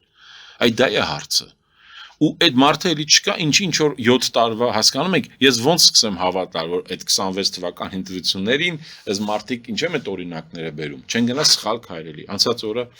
ասենք մեր ընկերներից, օրինակ, չգիտեմ, օպոզիցիոն մեկին տանդիմացը ծեծել են։ Իսկ սա որ արդեն սա գալիս է նրանից այդ շարունակությունից ու գնացեք այդ խանութը փակեք։ Տելևիզորի մոտ կասեն գնացեք խանութը փակեք, տելևիզորից զատ կասեն, բայց որտեղ մնաց եվրոպական արժեքները, որտեղ մնացածը։ Տենց չի լինի, տենց ինչ որ քաղաք կլինի։ Հա, կլինի ինձ բայց այն քաղաքը ինչ որ մենք արժանի ենք Երևանը, որտեղ մեզ 91 թվականին ֆանտաստիկ սիրուն, կոկիկ, ընտիրք Երևանը հասել մեզ։ Մենք սկսել ենք 91-ից հետո բարբարոսաբար ոչնչացնել, որևէ տենց կառույց, որևէ տենց եսի մի չկա, որ ասում այսի շատ լավ էր։ Այսի չգիտեմ։ Երկու մեգապրոյեկտ այսպես ասած եղել է, կարելի ասել, իրանց թե կողմ թե ոնց Հյուսային Պողոտանական Դավիթաշյանի Մոսնական եւ այլ, բայց էլ ես բոլոր այդ հարցեր ունեմ, այսինքն ինչի գնով է դա եղել, ինչի շարունակական չի եղել։ Չենք սիրել Երևանը, այսինքն այդ օրվա որոշում կայացնողները չեն սիրել Երևանը, չեն սիրել մեր Հայաստանը, դրա համար են այդ որոշումը։ Դա ամեն մեկը մի խնդիր ունի, բայց ելի եմ ասում, մեկի համար կոմպետենցիայի հարց է եղել, մեկը դուխ չունեցել, մեկը դուխ ունեցել, գիտելիք չունեցել, մեկը գիտելիք ունեցել, կամք չունեցել, մեկը կամք ունեցել, գիտելիք թիմ չի ունեցել։ Քաղաքային կառավարումը դա ամենակարևոր բաներից, ով ինչ ուզում ասի։ Հիմա կյանքը ցույց է տալիս, որ աշխարհում, գիտեք, գնալով քաղաքները շատ ավելի կարևոր են դառնում, քան պետությունները։ Որտեղ եթե դուք տեսնում եք, այս վերջում թամին 10-20 պետություն է, եթե 200 պետություն, եթե 10%-ն է իրար ուտում, կռվում, բարիշում, բանակցում, միանում, հասկանում եք, այն մնացածը խելոք նստած դա ամեն ինչ աշխարհում կատարվում։ Որը մենք եկեք հասկանանք, մենք ինչքանով է պետք օրինակ չեմ, բանակը թե չէ։ Ես գտնում միշտ է պետք անկախ ամեն ինչից։ Բայց մնացած բաներում ոնց է ճիշտ դու ինտեգրվես, որտեղ առաջին սեր կա կորպորացիաները, ասենք պարտքի, ասենք չգիտեմ, հիմա անց մեծ կորպորացիաներ կան, որ կա, ասենք 20 երկիր այդ կորպորացիան համենը առնի։ Այս խելքով մեր մոտ այս մի բան անելու, բացի կամ այդ թշնամիները գան մեզ գրավեն, կամ չգիտեմ հանձնվենք ինչ-որ մեկին միանանք կամ ինչ, կամ եկավ մի հատ կորպորացիայի բան դառնանք, սեպա պեչատը վերցնեն տան, ասեն սրանց դու վարչապետն ես, դու ես ինչ մինիստրն ես, դու ես քաղաքապետն ես։ Բայց եթե գոնը քանի դեռ տենց չենք, շանս ունենք, այս մարդիկ պետք է բոլորը մատ իրանց թափտան հասկանան ինչա կատարվում։ Տնա չեն ձգում ապեր, չեք կարող, չի լինում երկիրը չեք կարող կառավարել։ Ինչի հետև է թաքնվեք չի ստացվում, դա կոմպետենցիայի հարց կա։ Ես ասում եմ, չեմ վիրավորում, չեմ ազնվորում, չգիտեմ, 1000 բաներ չեմ ասում, կոռուպցիոնի վար առավոտից իրգուն տեսնում եք դուք, ձանից լավ գիտեք տիրապետում եք։ Բայց մենք կորցնում ենք այդ շանսը։ Ու ամենավատը, որ մենք կորցնում ենք, որ մեր երիտասարդությունը կգնա։ Առանց երիտասարդության, այ որ դուք ասում եք, որն է այդ հարցը ինչ անենք, երիտասարդությունը պետք է արթնանա։ Ես հիմա նկատում եմ, հիմա ով ասես, ես հանրային պատասխանատվությունն եմ ուզում, մենք գնահատենք, ինչ մակարդակ ունենք մենք հանրության վարքագծի առումով եւ ինչ իհարկե իշխանություններին, պատկան մարմիններին մեղադրանքները տեղին են, օբյեկտիվ են, պետք է ուղղել, բայց հանրության պատասխանատվությունն էլ ախր շատ կարևոր է։ Եթե մարդը անտարբեր է իր բակի խնդիրներին, հետո ավելի մեծ իր թաղամասի խնդիրներին, հետո ամբողջ Երևանի խնդիրներին կամ իր գյուղի խնդիրներին, ինչ մասն է խոսքը։ Այդ դրա համար կոչվում համայնք։ Այդ դա է համայնքը, որ Երևանում ոչ մի թաղամաս այնպես չդարձավ համայնք։ Չեմ ասում քաղաքը չի դարձել։ Քաղաքը շանսը չուներ դառնալ 1 միլիոնից, քաղաքը չի կարող դառնալ համայնք։ Ну, կարա ինչ որ շարժների, բայց հաստատ ոչ էս իշխանության, ոչ էս խառի իրավիճակում է, որ այդ հարևան այդ կեսը քեզ ուզում են ուտեն եւ այլն, դու տենց եւ այլն։ Դե խաղաղ ժամանակվա բանը կամ հակառակը շատ պատերազմական ժամանակ պիտի դառնա, որտեվ եթե պատկերացնենք, որ ինչ-որ մեկը պիտի հարձակվի մեր վրա, մենք մենակ համայնքներով կարող, չէ՞, որտեվ իրականում քաղաքային պատերազմը դա նույնը չի, ինչ որ մենք ունեցանք, ասենք, չգիտեմ, դաշտային պայմաններում այդ պարտությունները, որտեղ եւ այլն, բեսպիլոտինգը եւ այլն, քաղաքում տենց չի։ Քաղաքի պատերազմը երևում ռեալ համայնքը ձեռված է, թե չէ, որտեվ այդ նույն, ասենք, չգիտեմ, որ Մալացիայի բնակիչներ, ասենք, վերցնես, հա, ասենք, հարավ-արևմտյան թաղամասի կլինի, չգիտեմ, այդ կողմից վերցնես կամ Նուբարաշենի կողմից կամ Շենգավիթից, ամեն մեկը գիտի, որը ով է այդ բակի լավ կազմակերպիչը, ով կարա, ասենք, Պարենի հարցը լուծի, ով կարա ասի ժողովուրդ դուք իջեք ստե, ով կարա, չգիտեմ,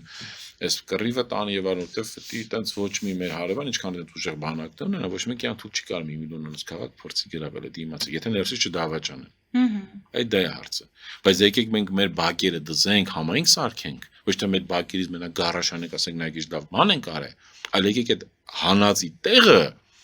կարողանանք ընտիր համայնք կառուցել, այսինքն, ասենք, ժողովուրդ տեսակ, ուրեմն եկեք մենք չգնանք, օրինակ, ոչ թե հրապարակի տոնածառ, այլ անգամ օրինակ Սպանդայրանի հայտ Նժդեի հրապարակի բանը չգնանք տոնածառ, եկեք մեր օրինակ, Բերցուն չգիտեմ, երրորդ մասի կամ Յոնջելախի կամ Շենգավիթի օրինակով, այդ Շենգավիթ շրջանով եմ ձեզ օրինակ ասում, կամ չգիտեմ, Ղրերի ժողովուրդը թող բարձրանա, գասի ստեղա մեր մոտ, այս մեր տոնածառ, եկեք ծանոթանանք իրար բան հյուրասիրենք, այն ինչ որ օրինակ Ամերիկան անում է։ Պարոն մնացական։ Մարդիկ, ախր մարդկանց չի կարող այստեղ, այդ դրա համար է թաղապետի ֆունկցիայի կարևոր բանը դա է, որ ինքը կարողանա իր այդ համայնքներում նենց անի, որ սիրեն։ Առաջ թաղապետերից էր կախված, երբ որ մարդիկ հարևանություն էին անում, երբ որ ես հիշում եմ, ես քաղաքում չեմ ապրել, գյուղում եմ ապրել, բայց այն ժամանակ ոչ բոլորի տներում հեռուստացույց կար, եւ մեր տունը կար ու մեր ամբողջ թաղամասի բնակիչները գալիս էին կոնկրետ ժամի ինչ որ սերիալ էին նայում։ Այդ ընթացքում հյուրասիրություն շատ հաճախ է լինում, որ ընդհանուր հավաքվում էինք, սուրճ խմելը իրար հետ, ընդդեմ մենք ուրիշ բաներ ունեինք։ Հա հիմա հո թաղապետը կամ գյուղապետը չէր դա կազմակերպում։ Դա մարդիկ էին, մարդիկ էին։ Այդ ժամանակ ձեր գյուղապետին ով էր ընտրում։ Ընտրվում էր թե նշանակում էին։ Այդ դա է ամենամեծ սխալը, որ գյուղապետերը չկարողացան, ես չեմ կարող վատ բան եմ ասում, հիմա որ հետ գնամ, չեմ կարող հիշեմ այդ լավ, այս 30 տարվա մեջ, բայց լավ գյուղապետի անուն, անկեղծ, համոզված եմ եղել են, կարող ես չգիտեմ, հարյուրավոր են եղել 700 համայնք։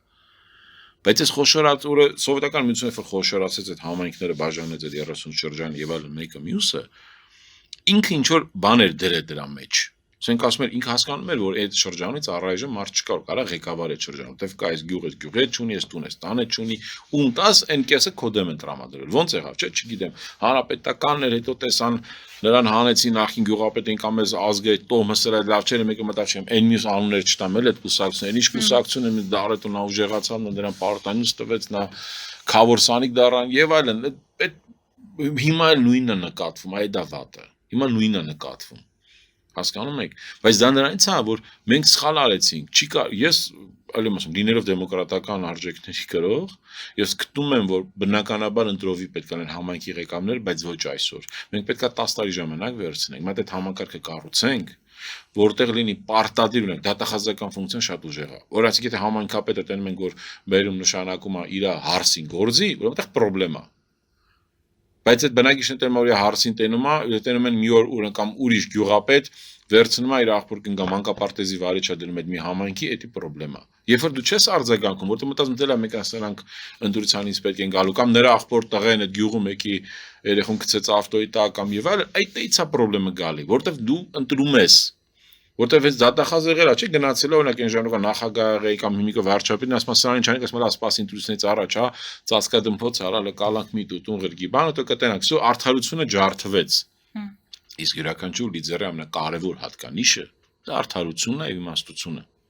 Իմ համար դա շատ Այսինքն կարևոր է։ փոփոխություններ արժեքային պետք է վերևից գա հանդրություն։ Եկեք գյուղապետ իմացածը դա են չենք մենք Երևանի քաղաքապետ ընտրում։ Ես ինքս գնացել եմ ընտրության, բայց ես քրտի սխալ է, պետք է նշանակել։ Էլի ձեր թիմից մեկին ընտրեք, վարչությունա ԿՊ-ա տեմեք, սա որ ինչ որ մարդկանց են ցույց տալի բան, դիմավորում են ձեռով իջնում են բան, սխնդալու բան են անում։ Էլի ընտրեք, էլի նշանակեք, վատ աշխատի հանեք։ Բայց խեք ընտրում 5 տարի մեծ գցում կրակը այդ մեկին։ Հարցը Երևանի մասին չի, Երևանը պրոստը մենք ամեն օր ենք տեսնում, դե Երևանի 24 ժամ մեկը չլուծած այն մի խնդիրն է առաջանում։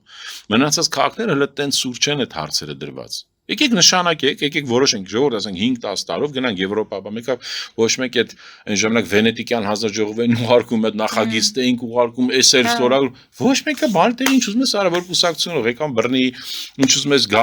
գաղտնալսում դուք հասկանում եք Երևանում այս որ թիվն է, գաղտնալսում անձնական ինտիմ բաներ, էսի խայտարակությունը, լավ էլ այդ եվրոպացիքին դրեցինք մի կողմ։ Ես դրանց լուրջ չեմ ընդունում, բայց ես ինքս այդ արժեքների կրող եմ, բայց այսօրվա այս վիճակը մեկը եվրոպացիներին պաշտպանի։ Բայց գնաց ասես ձեր պահանջն է, չեմ Փարիզյան սկզբում կամ հիվալան այս կոնվենցիային ենք միացային կոնվենցիային Եվրոխորհուրդ, ասես ախպեր սպասեք 10 տարի մի հատ էսի հարց ունեմ կարող լուծելու։ Կառավարման ակադեմիա ունեինք, բան ունենք, ի՞նչ եղան այդ սա։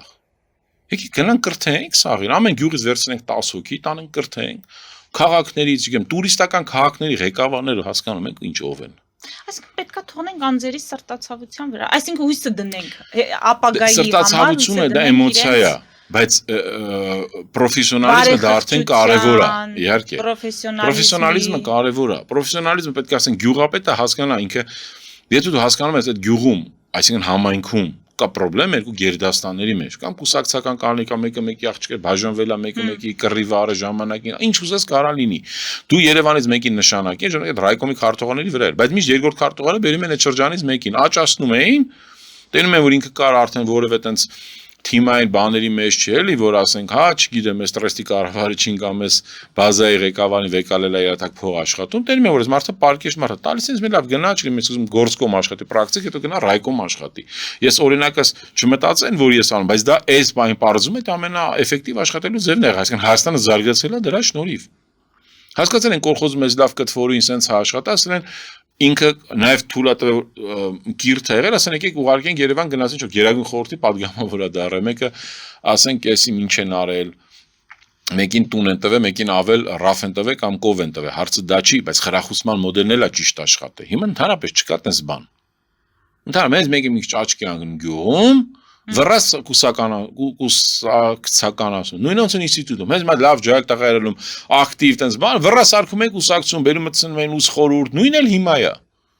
Նույնն էլ հիմա, ասենք ես օրինակ եմ բերում, քաղաքային պլանավորումը մասնագետ եմ։ Իմ նման Երևանում կարող է 5 հոգի, 10 հոգի կամ 1000 հոգի, չգիտեմ, կարող որոշները դες լավն են, կարող որոշները թույլ են, բայց ես ցանկություն եմ երիտասարդներին գնամ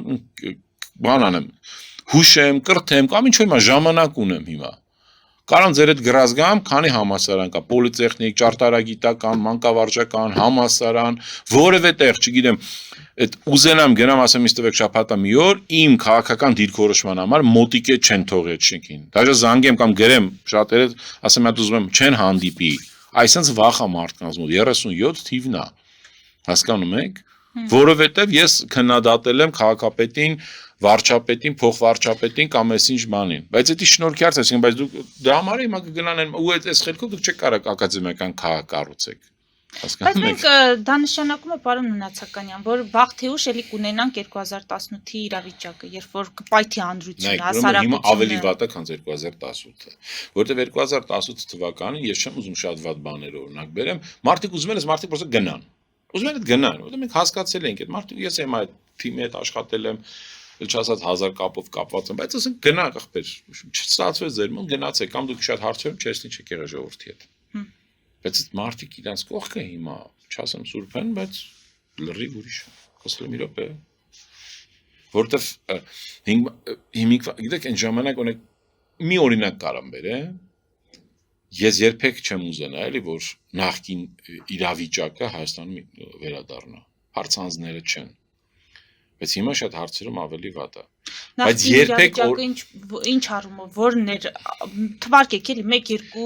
չեմ ուզում շատ դառնալ քաղաքական, ամենայն հարգանքով, ես ի տարբերություն մնացած բոլորի,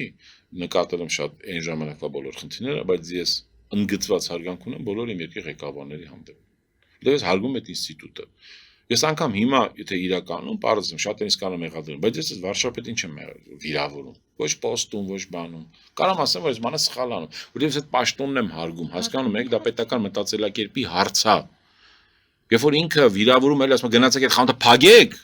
դա իմ համար վիրավորում է իմ պետականությունը։ Էլ որ պետական աշխատող, երբ որ դու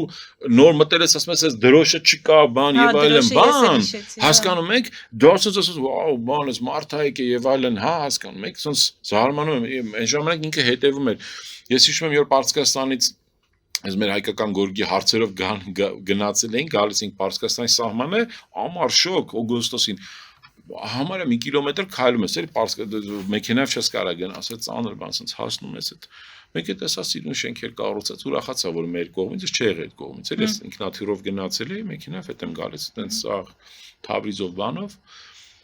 Դնում մեր շենքը սիրուն տուֆա, նորը կառուցել են, գիտեք, այտենց մի տարվա շենքեր մոտավորապես, ուրախացա, որ մեր այտենց սիրուն մաքսատունը եւ այլն։ Ցած ինչքան ու շոկին մոտիկանում եք այդրամ դուրը, դուք որ պատկերացնեք մեր այդ ժամանակվա, ես չգիտեմ, այդ մաքսատան տղեկին ասեն դուրը փոխել են։ Դրան վիճակը դա 15 թե 16 թվականներ հեղափոխությունն եղավ 18-ին։ Facebook-ում նկարել եմ դրել եմ Facebook, այդ ժամանակ վարչապետը Կարեն Կարապետյանն էր, որովհետև ինչ որ ինքը տեսել էր դա, կռվին արեցին, ջղայնացան, բայց այդ դուրը լի մնաց։ Հետո երբ որ Նիկոլ Փաշինյանը դառավ վարչապետ, անկեղծ մի 10 օր հետո գնաց այդ մեղրին, ու ես ասում եմ, որ առաջի տպավորությունն հիշում եմ, ագել եմ առաջի տպավորությունը միակ բանն է, որ դու չես կարող թողնել երկրորդ անգամ։ Այսինքն եթե պարսիկներ այդ ժամանակ մեր ամենաշատ տուրիստները գալիս են այդ սահմանով, առաջին ինքը դուրն ա տենում, այդ դուրը դուք չեք պատկերացնում, քանդած, չգիտեմ, վառած, ռամի ծնգած, ճաքած, դուք այդ սիրուն շենքում այնքան են բացը փագի, այսինքն որևէ մեկը որ այդքան մենք սաղս գիտենք, չէ՞, ժամանակ չկան այն այդ ամուժնիկները փողում։ Արա մեկը օրվա չէ, կես ժամվա փողը դնեն, ամենալավ դուրը կդնեն, էլեկտրական դուր կդնեն, չէ՞, որ հիմա չգիտեմ եւ այլն։ Այդ խեմ ասում շոկինգը հով նայում ես մեջը լավ է, միլիոներ 2-3 միլիոն դոլար փող են ծախսել շենքի վրա։ Բայց ամենայժան դուրն են դրել ամենավատ վիճակում այդ բռնակը չի աշխատում, չեք պատկերացնի։ Ու այդ ժամանակ որ Նիկոլը գնաց բան, ասեց այդ աղբամանը բան ուրախացա։ Էլի դրանից հետո ոչի բան չեղավ։ Եվ երկրորդը գիտեք հետաքրիր Բայց ինչ անի հիաստապությունս երբ աղա, երբ որ ինքը էլի նոր ես հիշում գնացել էր բան, այդ Սինգապուր։ Ասում եք իմ համար որպես քաղաքային պլանավորող, բա Սինգապուրը աշխարհի լավագույն օրինակներից է։ Քաղաքային կառավարման, քաղաքային պլանավորման, ընդհանուր բնության հանդեպ, էկոլոգիայի, ոբշեմ պատկերացնում եք անվտանգության ու գնացել էր բան, բուսաբանական այգի։ Սինգապուրն աշխարհի լավագույնների մեջ է մտնում։ Ես այնքան հանգստացել ու ուրախացել ասեմ, «Վсё, հեսա մեր մոտ իզ մեր բուսաբանական այգին գիտեք Երևանի համար այդ ֆանտաստիկ կարևորություն է, թե որպես Զնակովի տեղ, թե որպես նաև Թամանյանական Երևանի թոքերը եւ այլն խայտարակ վիճակում էր այդ ժամանակ։ Քանի տարի անց է։ Ոչ մի բան չեն արել։ Ինքը տեսել էլ է, բայց ինքը չի հասկանում խնդիրը։ Ինքը չի հասկանում Չգիտեմ, քաղաքապետը չի հասկանում, այդ շրջակա միջավայրի նախարարը, չգիտեմ էլ հիմով է, նա չի հասկանում, այն փոխվարչապետ, այդ գծով ոչ մեկ չի հասկանում, լավ նախական գործ չունի հիմա, սա որ նախական չգիտի ինչով զբաղվի։ Գնացեք զբաղվեք այդ հարցով։ Մի բան արեցին հիմա բան են արել, պուրակ են արել մեր 44-օրյա տղեկի համար։ Ես իրաց ցավը տանեմ։ Բայց բուսաբանական այգում քաղաքականություն չպետք է մտներ։ Տանենք հաղթանակի այգի, տանենք ուրիշ տեղ։ Բուսաբանական այգին ինքը անտառ է, ինքը ուրիշ էմոցիա պետք է առաջացնի։ Ինքը ստրես չպետք է, հիշողություն չպետք է առաջացնի, Լիզա ջան։ Դա էլի սխալ քաղաքային պլանավորման սխալ օրինակ է։ Երբ որ ինձ փորձում են բացատրել, լավ ինչով ես դու զբաղվում, այդ ուրբանիստի ի՞նչ է։ Ուզում բացատրեմ, այս այն մարդն է, որ պետք է կառավարությանը կամ քաղաքային իշխանությունների կամ համայնքների մարզերին բացատրասի տակ ժողով սխալ է գնում, սխալ ճանապարհով է գնում։ Էլի, այսինքն մենք համ զրկվեցինք բուսաբանական այգուց, համ չստացանք այդ նորմալ պուրակը։ Հələ նախագծողները հələ նորմալ գրագետ տեղեկ են ոնց որ համոզված եմ ստիպված են արել։ Բայց ինքը ուրիշ բուսաբանական այգու խորհուրդը, բուսաբանական այգու նպատակը տրամաբանություն այլ բան է։ Բայց այդտեղ էլ տարան բան արեցին, լրիվ խառնեցին իրար։ Ես հիմա կարամ այսինքն 2 ժամ, ուզում եք 2 ժամ այսինքն օրինակներ բերեմ սխալ կառավարման, քաղաքային կառավարման, բայց ինչի՞ է սխալ կառավարվում։ Որովհետև առաջին պլանավորումը չկա։ Պլանավորման հիմնական փաստաթուղթն էլ որն է ռազմավարական մաստեր պլանը։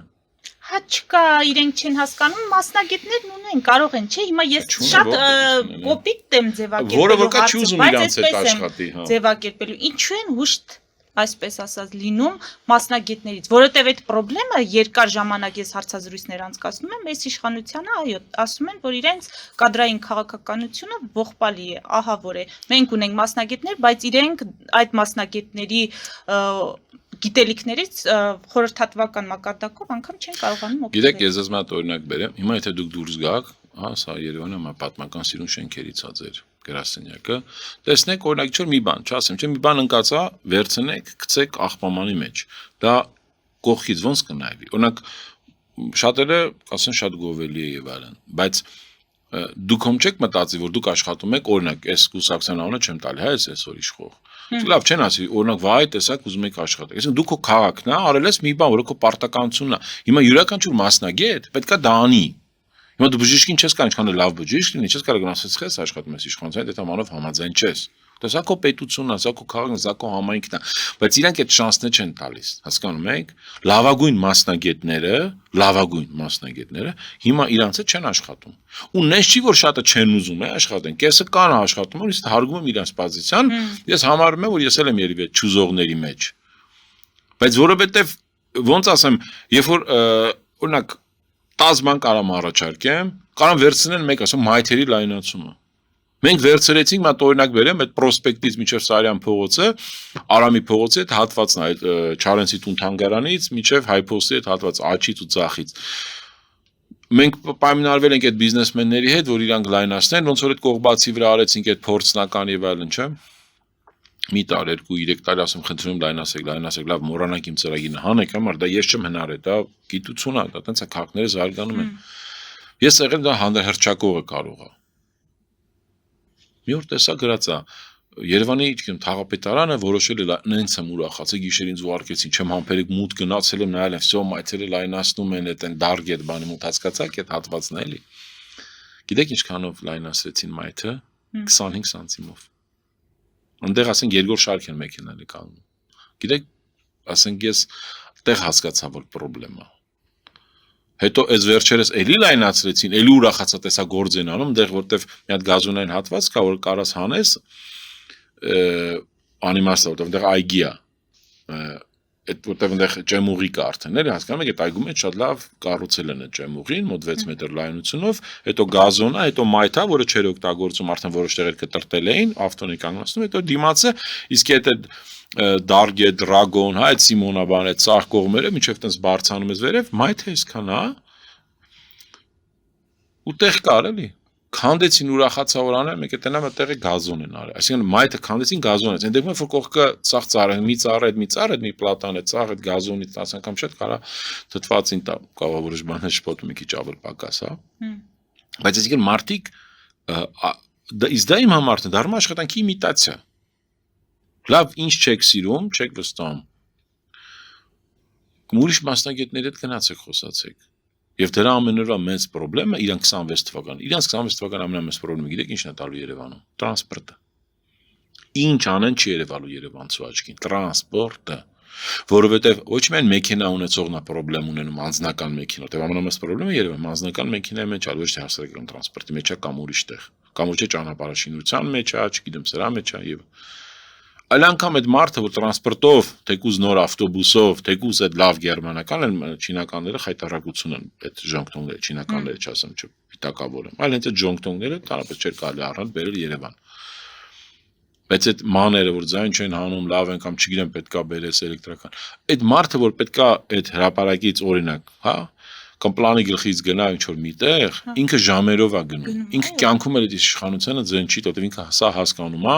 որ իր գույքահարկը բարձրացրեցին։ Այս մի բանը բարձրացրեցին, այսի դժվարացրեցին, այսի վատացրեցին, կյանքի որակը չի լավացել։ Իսկ կյանքի որակը միակ բանն է, որ դու ամեն օր զգում ես, ծնողը զգում է, երեխան զգում է։ Չես կարող խաբես։ Դուք ժամանակին, երբ որ թաղապետն էիք, պարոն Նացականյան, եւ օպերայի թարակից հատվածում ապամոնտաժվեցին որոշ սրճարաններ, մենք էլ լուսաբանում էինք, դուք ասացիք, որ թույլ չեք տալու զբոսաշրջիկները ծիծաղեն մեր վրա։ Հիմա զբոսաշրջիկների աչքերով, եթե նայենք Երևանի ներկայիս վիճակին, պատկերին, Դե հիմա նայեք, ախր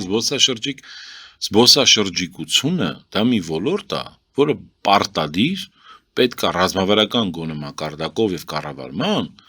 պետությունը սուպեր աջակցություն ունեն այն դեպքում, երբ որ քո պետությունը 7 միլիարդ պարտք է վերցրել։ Այսինքն որ տոկոսն է 7 միլիարդի, որ տոկոսն է, որ ճիշտ օգտագործել եք։ Այսինքն, եկեք վերցնենք 3 ամենակարևոր էջմիածին, Սևան, Գառնի, Գեղարդ, Դիլիջանը հանում եմ, որտեղ էլի եմ ասում, Ռուբեն Վարդանյանը նման ֆանտաստիկ տենց մարդիկ կային։ Այս 3 դեպքում որ դեպքում է, որ պետությունը մատ հիմա ինչ գիշեք Սևանում 8 տարվա մեջ բան բարելավել, լա թե չէ։ Մի նեղություն քաշեք, չի արվել։ Էջմիածին քաղաքում ոչի բան չի արվել։ Ես ինչ որ արել է վերապար հայրապետը, դա ֆանտաստիկ է, ինքը որպես էջինարը քաղաքական, այդ ամենաիդեալականն է, ասենք որտեղ ես հիմա հյուր եմ երբ որ տանում եմ եկեղեցի, իրականում ինձ շատ լավ եմ զգում։ Որտեվ ես արդեն արժանի ներկայանում ենք մենք աշխարհին, հասկանում ենք, որ սա մեր հայ առաքելական եկեղեցի հայերիս հիմնական հոգևոր կենտրոնն է։ Բայց ցավոք, էջմիածին որ պետքա տենց դառնար, չդառավ։ Էլի եմ ասում, եկեք կամ տայինք, ասենք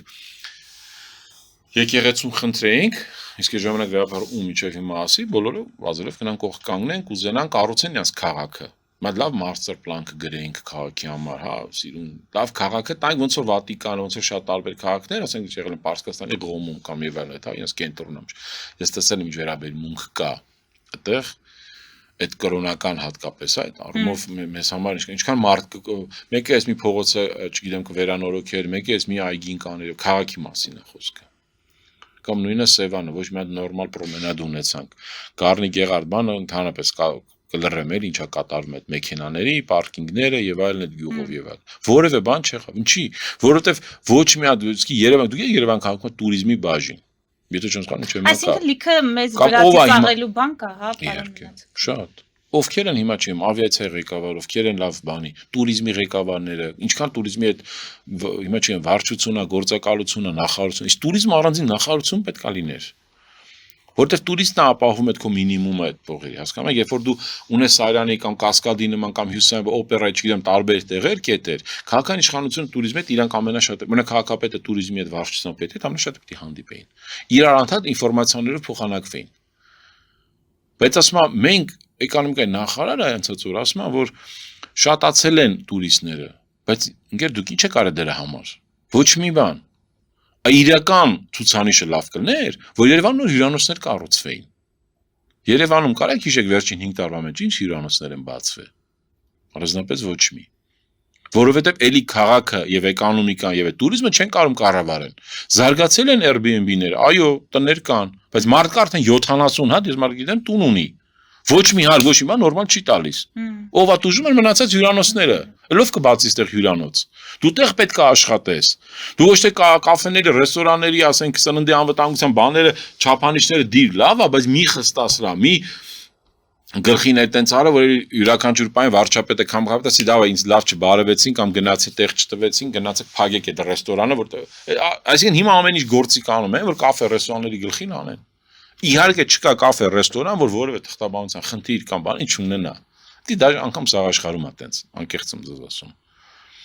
Բայց քաղաքը չպետք է բան տոնց ահեղ գլխին կանգնած լինի։ Այն ժամանակ թողել է որ տուրիստի խաբել են, երբ որ մեկը թունավորվել է, երբ որ էս եղել է, մի քանի պայման դիր, մնացած ինչես դու որոշում, օրինակ ինչի պետք է կենտրոնում կա օրինակ 6-700 հատ կաֆե, այլ վարչական շրջաններում 20 հատ չկա։ Ինչի պետք է ինքը բերի, օրինակ ինձ բացատրեք, Արաբկիրում դա կլինի, Էրեբունիում կլինի, Շենգավիթում կլինի, Ավանում, որտեղ ասես Աջափնյակում, ինչի պետք է ես Դավիթ Հայաշյանում կաֆե բացողը 700 ճշգրտում անի։ Ասում ես, այ ախպեր, ստանդարտ է, ասում ես, այդ ավականու գործը այդ պետք է լինի։ Ասի թե մայթը օրինակ եմ ասում 3 մետր, եկեք առանց մեզ հարցնել, թող ինքը 2 հատ սեղան դնի։ Ավելավա դու այդ ամեն տարի ինքը դնի 50-ի 1000-ից 50-ը բողոք լինի հարևանը կամ մեկը բողոքյասի մայթնել ես գնամ այդ 50-ի դեպից կամ այն անգամ այդ 2-3 հազարի թույլտվությունը 30 փող քաղաքապետը տալիս է կաֆեի թույլտվություն չգիտեմ մարկիզանա որոշում այն մի ուղարկում է մշակույթի նախարարության դե փող նախարարը ինչ որ մի հատ լուրջ դեմքով ինքնա բան որոշում հետո գնում են ինչ որ ձեռ եք առնում այդ կաֆե պետքա տակ մի սեղան տակ մի հատ կաֆեն գալիս են մեկին հանում են ասում են գովազդ հանի, էջամնակ մեկը ասես բանա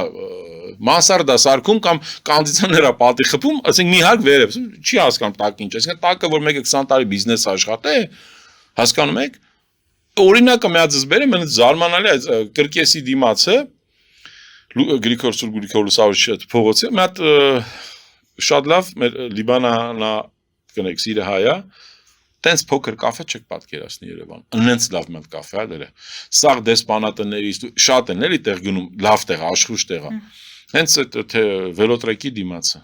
3 տարի դիմը կաֆե թույլտվություն չեն տալիս։ Տեղը կա, մայթը լայնը չեն տալիս այդ մարդուն, բայց այդ մարդը երկու սեղան ունենա, լիքը տեղ չգիտեմ, ամեն ինչ կա, դպրոց, մանկապարտեզ, հրատարակչությունը, տպարան էլ չեմ ասում, ինչ մեծ տրաֆիկ ա տեղել, ասենք քաղաքապետարանի ընդամենը 100 մետր հեռավորության վրա չեն տալի այդ մարդուն։ Չեն տալի ախպեր։ Որ ասես խի չեն տալի, ոչ մեկ չգիտի։ Երկու հատ սեղանաթոռ, մենք նենց պետք է անենք այդ փոքր կաֆեներում մնացածը շատանան։ Դու բակերում պետք է կարողանաս զարգացնես։ Փոքր խանութները, փոքր կաֆեները, որտեղ ել չեմ ասում, էլի, որտեղ որ կարելի է, որտեղ որ հնարավոր է, բայց մարդկանց կյանքը դու պետք է հեշտացնես, որ այդ համայնքը ձևավորի, այսինքն ես ինչի կարակ ասեք մի հատ բակի կաֆե։ Չկա։ Բայց դիքը մարդ կա, որ ուզում է սպարտիվկին հակած, կներեք, տապաճկեքով, ինքն ամոթա չէ գա հրապարակ։ Կասես արա այս ինչ ասանած մակարդակը ժողով մեկ բայց որ մարդը խիստ ով ասում ինքը խանութ կարա ունենա բակում այս կաֆե չի կարա ունենա երբ որ դու հասկանում ես որ այդ իսկ իրական այդ սաղ վաղը չունես գարաժ մարաժներ դառնալու են կաֆե խանութ արդեն դառնում են Երևանում գարաժ կա արդեն $300,000 որտեղ ինքը գիտի յուրաքանչյուր պահին կար այդ գարաժը սարքի տուն կամ բիզնես կամ հացի փուր կամ ինչ ասես Մենք կարող ենք շատ երկար խոսել, բայց այս հարցազրույցով կամ այս հաղորդումով կսահմանափակվենք հիմա որպես ամփոփիչ պարոն Մնացականյան ինչն է ձեզ ուժեղ պահում այս ամբողջ նկարագրածի պատկերին եւ ձեր փորձից ելնելով ձեր փորձով ինչ խորհուրդ կտաք մեր հայ ժողովրդին ինչպես ուժեղ մնալ այս իրավիճակում կարճ էլի կարամ խորհուրդ տամ եթե քաղաքային իշխանություններին մայթերը լայնացնեն Չէ, քաղաքային իշխանություններին եկեք մոռանանք բնակիչներին, մարդկանց, ինչպես ուժեղ մնալ այս խնդիրների ֆոնին, չհուսալքվել, չմտածել արտագաղթի մասին, շատ ակտիվ լինեն, պահանջող լինեն, բակից պահանջեն, թաղապետանից պահանջեն, քաղաքապետարանից պահանջեն, համատիրությունից պահանջեն, կառավարությունից պահանջեն, բոլորից պետքա պահանջեն։ Այս մասնակցային կառավարում այսօր իշխանության, այս կուսակցության անուն ինչա, քաղաքացիական պայմանագիր, քաղաքացի պայմանագիր։ Ոչ քաղաքացին է հիմա քաղաքացի, ոչ պայմանագիրն է հիմա պայմանագիր։ Ու իրանք ուզում են 2026 թվականին դրանով գնան։ Այդ դա է հարցը։ Քաղաքացին խաբված է իրան զգում, պայմանագիրը բնականաբար չկա։ Այդ պայմանագիրը օրինակ ռազմավարական master plan-ը, այնց այդ պայմանագիրն է, որ քաղաքացին ինքը ընդհանրապես կողմ չի, պրոստը ասենք, որ դու բան ես, user ես, օգտագործող, ոչ, դու մասնակից ես, դու ես արդեն գրում այդ ռազմավարությունը։ Օրինակները սարսափելի շատ կան, որ կարանք լավն ու վատը խոսանք մի օր։ Չեմ ուզում նեղացնել, որտեղ տենում եմ մարդիկ կան, որ ուզում են լավ բաներ անեն քաղաքապետան, լուրջ եմ ասում, տենում եմ, ինչ որ էս են անում, են անում եւ այլ ինչ որ ֆոնդերի հետ են լավ է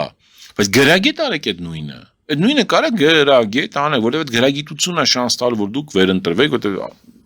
ասաշանի, բայց ամեն դեպքում մարդկանց դիմեք։ Ինչ կասեք, որ արժեքի վրա հիմնվեն, որ ուժեղ մնան։ Մարդամուտություն։